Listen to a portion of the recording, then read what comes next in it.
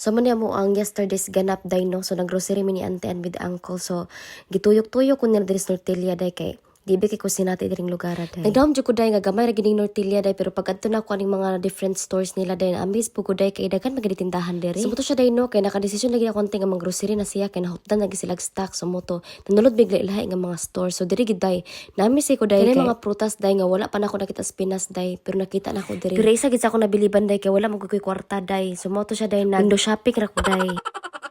And by the way guys, ito nga pala yung first store na pinasukan namin. Tagalog pala tayo.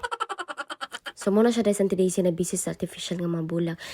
So this time day, ipakita ta ko sa inyo unsay mga naa diri day. Para ma-imagine po ninyo ba.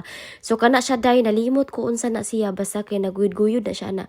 Then kini siya day, mga gloves para sa winter. Then malita if ever mo layas na ka, so muna siya mga ganito. And they also have bags, winter slippers nga pambalay, and then scarf og uban pa nga naa diri day. And kini day kanang bahog ni sa mga birds. Grabe day oh, pinangga kanila diri lang mga langgam. And kahoy day hastang mahala. Of course, nanapod sila mga uling, oh di ba? Pinair ko nilang uling day. And then, na sila mga dog food, mga kinilo nga mga sabon, grabe kadaghan day. They also have cashew nuts, almonds, ug uban pa day hasta yung daghan na day. Daghan pud kay sila mga chocolates diri day. Basta kay mga pudpud lagi gid na imong mga balintas bugas day kay buy one take one ilang bugas day oh. Okay? Duha na kabuk ilang bugas day for 199. Kibaw mo day no kita mga Pinoy day mahilig man gid ta og bugas day. I mean rice day ba. Para sa kuha day rice is life gid ko day kay mangita jud ko kanon day.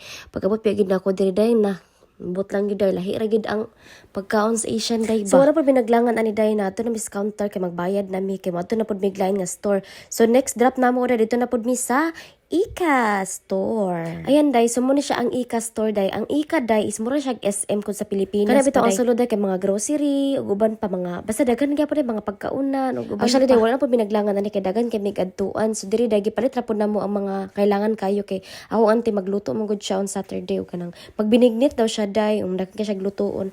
So moto siya day, nananaw na mi diri day and then nagpili-pili na pud mi unsa among kailangan. Ang chika lang tagamay day, ilang pagkaon diri mga gulay day medyo gid kamahalan day kay sa Pilipinas. Sa Pilipinas day magtanom ra kasi mong bakuran makakuha ra ka per. Lahi ra gid sa Europe day kay gasno bay ada dili jud ka makatanom day kay mga lubong mga matay jud imong mga talamnon day. Gibikil jud ko aning butong nila day nga sa panggamaya ani day na unsa naman tanim ra manig bula softball day.